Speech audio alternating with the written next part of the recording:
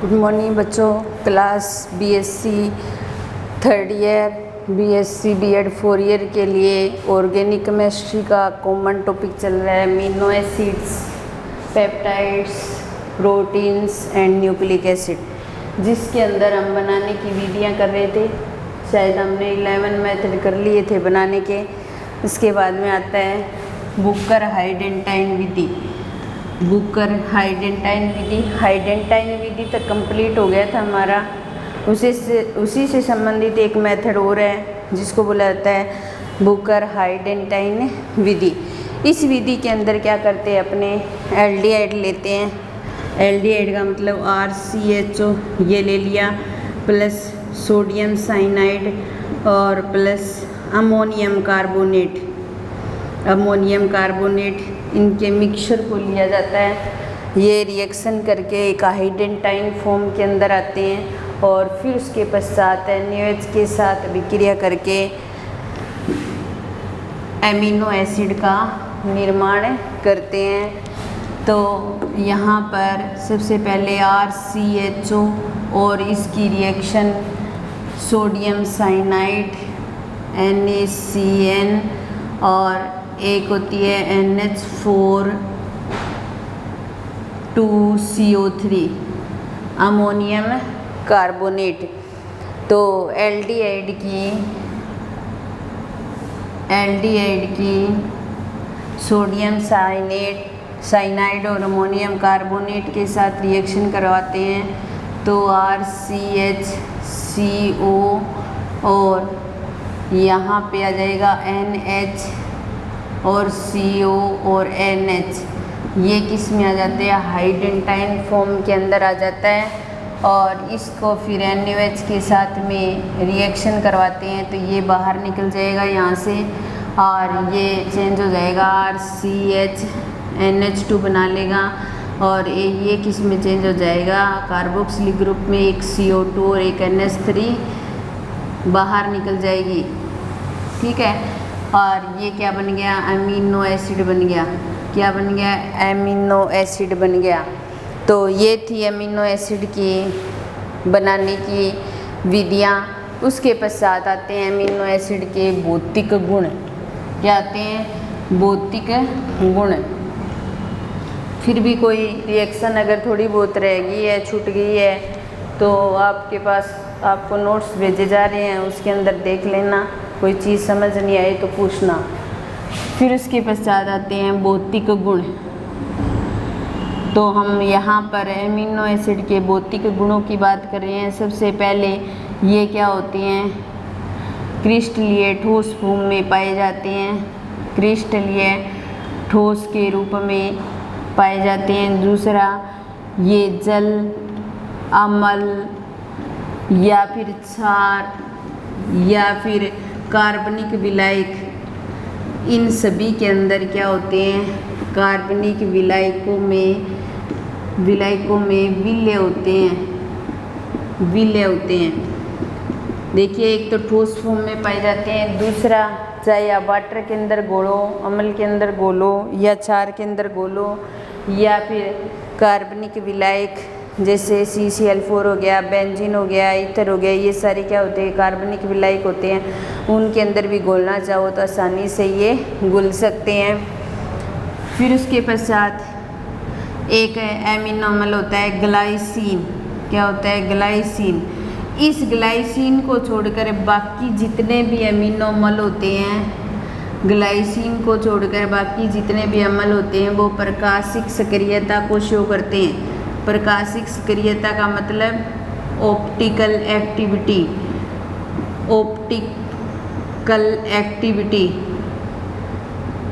यानी कि वो प्रकाशिक संभाव्यता को दर्शा सकते हैं, क्योंकि उनके अंदर क्या पाया जाता है, सममित कार्बन पाया जाता है।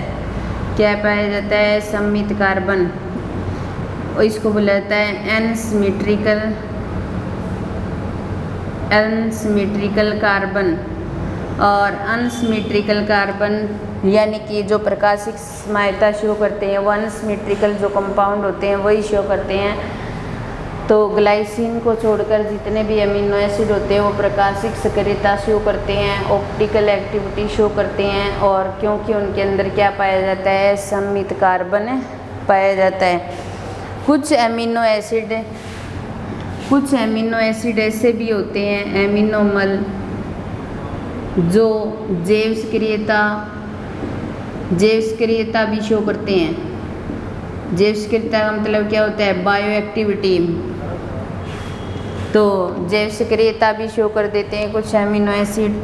इसके अलावा अब देखिए आप, अमीनो एसिड जो होते हैं वो किसी प्रकार का कोई NH2 समूह या COOH समूह का कोई विशेष कोई स्पेक्ट्रम नहीं पाया जाता, लेकिन फिर भी स्पेक्ट्रमीय विश्लेषण करने के पश्चात पता चलता है कि उनके जो स्पेक्ट्रम प्राप्त होते हैं 3130 से 30,000 सेंटीमीटर इनवर्स पर, या 1600 से 1500 पर, या 1530 से 1480 पर सेंटीमीटर इनवर्स पर हमें इनके कुछ स्पेक्ट्रम भी प्राप्त होते हैं, लेकिन ये कोई NH2 समूह या COOH समूह अमीनो एसिड के कोई स्पेशल स्पेक्ट्रम शो नहीं करते। फिर भी हमें कुछ स्पेक्ट्रम ये प्राप्त हो जाते हैं इनके। और जो अमीनो एसिड हैं, मान लो ये RCH और ये NH2 और COOH, ये अमीनो एसिड है। क्या ये अमीनो एसिड है? और अमीनो एसिड के अंदर अम्लीय ग्रुप भी पाया जाता है और क्षारीय ग्रुप भी पाया जाता है, इसीलिए ये उदासीन व्यवहार भी शो करता है। जब इसको वाटर के अंदर डालते हैं तो RCH, ये H इसके पास चला जाता है, CO नेगेटिव, और ये NH2 से क्या बन जाता है, NH3 पॉजिटिव। तो इसको बोला जाता है ज्विटर आयन। क्या बोला जाता है, ज्विटर आयन। या फिर इसको बोला जाता है उभयनिष्ठ आयन। क्या बोला जाता है, उभयनिष्ठ आयन। या फिर इसको बोला जाता है उदासीन आयन। क्या बोला जाता है, उदासीन आयन। तो आपसे पेपर में सीधा पूछा जा सकता है ज्विटर आयन से आप क्या समझते हैं। तो इसका मतलब ये हुआ कि जब अमीनो एसिड को वाटर के अंदर घोला जाता है तो कार्बोक्सिलिक समूह का H पॉजिटिव जो होता है वह अमीनो समूह द्वारा ग्रहण कर लिया जाता है और एक उदासीन आयन का निर्माण करते हैं। वही क्या होता है, ज्विटर आयन होता है। और इस रिएक्शन को लिखना, इस रिएक्शन को क्या करना है, लिखना है। तो यही क्या होता है, ज्विटर आयन होता है। तो जैसे हम अमीनो एसिड की भौतिक गुण की बात कर रहे थे, वो क्या होते हैं, क्रिस्टलीय ठोस फॉर्म में पाए जाते हैं। जल ले लो या अम्ल ले लो या क्षार ले लो या कार्बनिक विलायक ले लो, इन सभी के अंदर विलयशील होते हैं। आप जल के अंदर घोल कर दे सकते हो, एसिड के अंदर घोल कर देख सकते हो, क्षार के अंदर घोल सकते हो। और जो हमारे एमिनो एसिड हमने बात की थी, 20 प्रकार के एमिनो एसिड होते हैं, जिसमें से 10 एमिनो एसिड ऐसे होते हैं जो शरीर के लिए आवश्यक होते हैं और बाकी एमिनो एसिड होते हैं वो शरीर के लिए अनावश्यक होते हैं। तो शरीर के लिए आवश्यक एमिनो एसिड या अनावश्यक एमिनो एसिड के अंदर एक ग्लाइसिन टाइप का एमिनो एसिड भी आता है। उस एमिनो एसिड को छोड़कर जितने भी सारे एमिनो एसिड होते हैं वो प्रकाशिक सक्रियता शो करते हैं। प्रकाशिक सक्रियता या ऑप्टिकल एक्टिविटी, यानी कि वो क्या कर सकते हैं, प्रकाशीय समावेता शो कर सकते हैं, क्योंकि उनके अंदर असममित कार्बन या एसिमेट्रिकल कार्बन पाया जाता है। जो प्रकाशिक समावेता शो करते हैं वो कंपाउंड एसिमेट्रिकल होते हैं, कि कोई भी हमेशा ही कोई भी कंपाउंड है वो दो टाइप का हो सकता है। एक हो सकता है एसिमेट्रिकल और एक वो कंपाउंड सिमेट्रिकल हो सकता है। एसिमेट्रिकल होगा वो किरेल हो जाएगा और सिमेट्रिकल हो जाएगा वो क्या हो जाएगा, एकिरेल हो जाएगा। तो कहने का मतलब है कि ये क्या करेंगे, प्रकाशिक समावेता को शो करेंगे और ये शो नहीं करेंगे। तो एसिमेट्रिकल कंपाउंड किरेल होगा, उसके अंदर किरेल कार्बन पाया जाएगा। जो एसिमेट्रिकल होगा वो किरेल होगा और किरेल होगा तो वो क्या करेगा, प्रकाशिक समावेता शो करेगा। और जो सिमेट्रिकल है वो क्या हो जाएगा, किरेल होगा और वो क्या करेगा, प्रकाशिक समावेता शो नहीं करेगा। और एसिमेट्रिकल का मतलब है कोई भी कंपाउंड है उसको ऐसे ऐसे या ऐसे कैसे भी काट दो, अगर वो दो बराबर भागों में टूट जाएगा या कट जाएगा, दो बराबर भागों में टूट जाएगा, ऐसे काट दिया कट गया तो वो एसिमेट्रिकल नहीं है। आप उस कंपाउंड को ऐसे काटोगे तो नहीं कटेगा, इसका मतलब वो क्या है, एसिमेट्रिकल है। अगर कट गया तो वो एसिमेट्रिकल नहीं होगा। तो हम सिमेट्रिकल एसिमेट्रिकल की पहचान कर सकते हैं। अगर उसको दो भागों में काट रहे हो आप, कट रहा है, तो इसका मतलब वो क्या है, सिमेट्रिकल है। नहीं कट रहा है, इसका मतलब वो क्या है, एसिमेट्रिकल है। और एसिमेट्रिकल जो होता है वो किरेल होता है, और किरेल कार्बन जिसके अंदर होता है, किरेल कार्बन का मतलब क्या हो गया कि जब कार्बन के चारों ग्रुप अलग अलग जुड़े हो तो वो क्या होता है, किरेल कार्बन होता है। और किरेल कार्बन कभी भी, किरेल कार्बन युक्त जो कंपाउंड है वो क्या करता है, एसिमेट्रिकलता को शो कर सकता है और प्रकाशिक समावेता को शो कर सकता है। कुछ एमिनो एसिड ऐसे भी होते हैं जो जैव सक्रियता को शो करते हैं। और अगर स्पेक्ट्रम के अंदर देखें तो NH2 या CO समूह कोई विशेषल स्पेक्ट्रम ही है, स्पेक्ट्रम नहीं दर्शाते, लेकिन फिर भी कुछ स्पेक्ट्रमीय रेखाएं हमें अमीनो एसिड की प्राप्त हो जाती हैं। जो स्पेक्ट्रोस्कोपी के अकॉर्डिंग स्पेक्ट्रम बनाते हैं तो वो स्पेक्ट्रमीय रेखाएं 3130 से 3000 सेंटीमीटर इनवर्स पर प्राप्त होगी। दूसरी जो रेखा होगी वो 1600 से 1500 सेंटीमीटर इनवर्स पर प्राप्त होगी।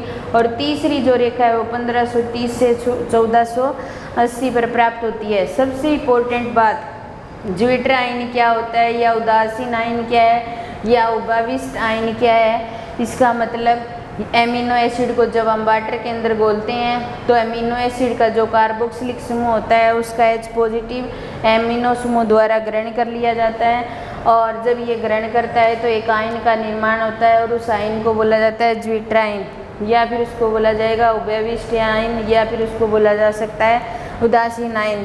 तो इस तरीके से अपने क्या कर सकते हैं, ज्विटर आयन का निर्माण कर सकते हैं। और एक नंबर में क्वेश्चन पूछा भी जा सकता है आपसे कि ज्विटर आयन से आप क्या समझते हैं, या फिर एक नंबर के क्वेश्चन में ऐसे भी पूछा जा सकता है कि ऐसा कौन सा एमिनो एसिड है जो प्रकाशिक सक्रियता शो नहीं करता, वो कौन सा है, ग्लाइसिन।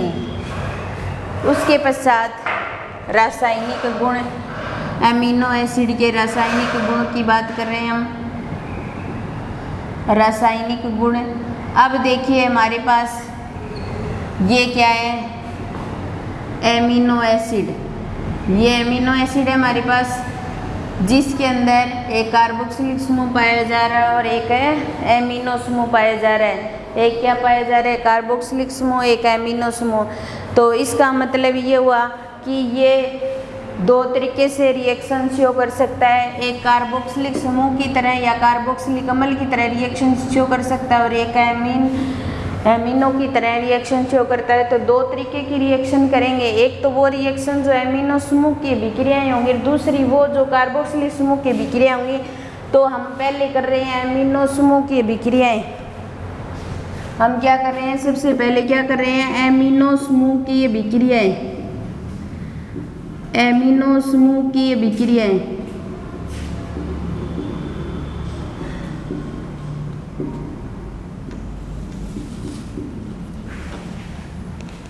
आज की क्लास यहीं समाप्त होती है भाई।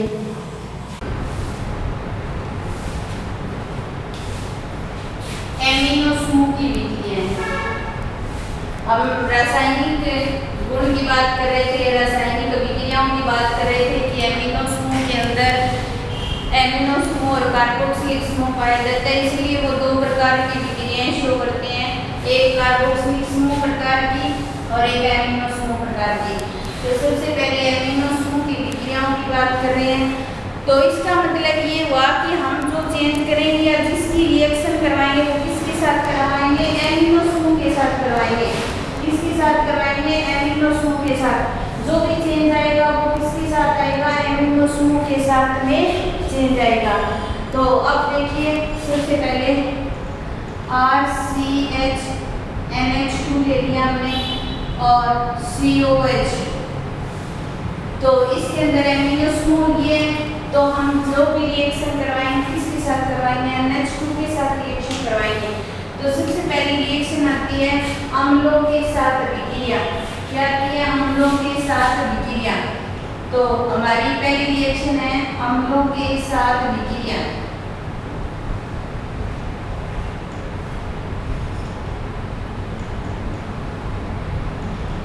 अब देखिए RCHNH2 और COOH ये ले लिया हमने, और इसकी रिएक्शन किसके साथ करवानी है? अम्ल के साथ में। तो जैसे HCl के साथ रिएक्शन करवा दिया तो ये हाइड्रोजन भी इसके साथ जुड़ जाएगा और ये हाइड्रोजन भी इसके साथ जुड़ जाएगा। तो RCH और यहाँ पे NH2 से क्या बन जाएगा? NH3 और Cl, और इस पर क्या जाएगा? पॉजिटिव चार्ज और COH, और किसका निर्माण हो जाएगा? लवण का। यानी कि जब हम लोग के साथ विक्रिया करवाते हैं हम कार्बोक्सिलिक अम्लों की, तो एमिनो समूह रिएक्शन करता है, और एमिनो समूह रिएक्शन करके किसका निर्माण करता है? लवण का। फिर उसके पश्चात 2 नंबर रिएक्शन आती है एल्किलीकरण। क्या आती है? एल्किलीकरण। एल्किलीकरण का मतलब क्या हो गया? एल्किल हैलाइड के साथ रिएक्शन करना। क्या होता है? एल्किल हैलाइड के साथ रिएक्शन करना। एल्किल हैलाइड क्या होता है? एल्किल ग्रुप और उसके साथ हाइड्रोजन जुड़ा होता है तो उसको एल्किल हैलाइड बोला जाता है। जैसे मान लो RCH और COOH, और यहाँ क्या हो? NH2, और हमें तो चेंज किसमें करना है? NH2 में करना है, क्योंकि NH2 क्या है? एक एमिनो समूह है, और एमिनो समूह के साथ विक्रिया करवाई जा रही है एल्किल हैलाइड की। तो RH के साथ में विक्रिया करवाते हैं। यहाँ से एक H और XHX के रूप में बाहर निकल जाएंगे, और RCH और NH और ये R इसके साथ जुड़ जाएगा, और किसका निर्माण कर देंगे? प्रोडक्ट का। अब देखें हमने जो चेंज किया वो किसमें किया? NH2 के अंदर किया। मान लो हमारे पास एक इस तरीके का एल्किल हैलाइड हो, और यहाँ पे NO2 ग्रुप जुड़ा हो, और यहाँ NO2 ग्रुप जुड़ा हो, ठीक है, और यहाँ पे F हो ये, और ये रिएक्शन करेगा NH2 CHR और COH। तो ये इसके साथ जुड़ेगा, यहाँ से H HX के रूप में बाहर निकल जाएगा, और ये बेंजीन, और इस बेंजीन के इस साइड में O2N, और यहाँ पे NO2 ये जुड़ जाएगा, और इसके साथ ये NH जुड़ जाएगा, CH और R और COOH ये बन जाएगा। तो चेंज किसमें आ रहा है? NH2 के अंदर, क्योंकि हम क्या कर रहे हैं? एमिनो समूह की विक्रियाएं कर रहे हैं। तो एमिनो समूह की विक्रियाएं जिसके अंदर हमने अम्लों के साथ विक्रिया की, लवण का निर्माण कर दिया, एल्किलीकरण करवाया, और उसके पश्चात आता है एसिटिलीकरण। क्या आता है? एसिटिलीकरण। तो तीसरी रिएक्शन आती है एसिटिलीकरण।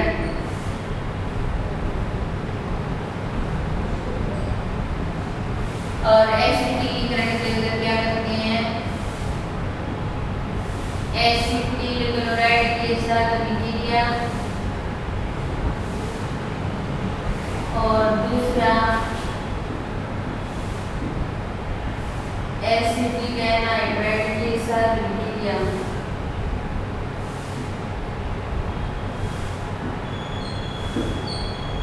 तो एक एसिटिक क्लोराइड के साथ विक्रिया करवाएंगे, दूसरा एसिटिक एनहाइड्राइड के साथ विक्रिया करवाएंगे।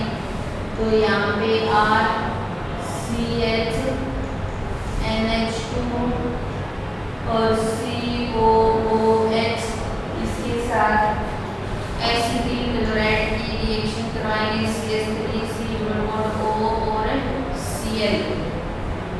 ठीक है, यहाँ से एक H और Cl HCl के रूप में बाहर निकल जाएगा। ये HCl हो गया और उसके साथ R CH NH CO CH3 ये बन जाएगा और COOH ये बन जाएगा और एक HCl बाहर निकल गया। फिर उसके पश्चात एसिटिक एनहाइड्राइड के साथ रिएक्शन करवाएंगे तो NH2 COH और CH3 CO और CH3 CO और O ये एसिटिक एनहाइड्राइड होता है। और यहाँ NH ये H और ये CH3 COH एसिटिक एसिड के रूप में बाहर निकलेगा और ये जुड़ जाएगा RCH और इसके साथ NH और COH और COCH3 तो और एक है एसिटिक एसिड CH3COH ये एसिड के रूप में बाहर निकल जाएगा। तो इस प्रकार एसिटिलीकरण की विक्रिया के अंदर एसिटिक क्लोराइड और एसिटिक एनहाइड्राइड के साथ रिएक्शन करवाई तो Ame ले लिया उसके एसिटिक क्लोराइड के साथ रिएक्शन करवाते हैं तो NHCOCH3 जो है वो NH2 ग्रुप के साथ जुड़ जाएगा और फिर नीचे वाले में एसिटिक एसिड बाहर निकल जाएगा CH3NH2 ग्रुप के साथ जुड़ जाएगा। फिर उसके पश्चात आती है नाइट्रस अम्ल के साथ विक्रिया। नाइट्रस अम्ल के साथ विक्रिया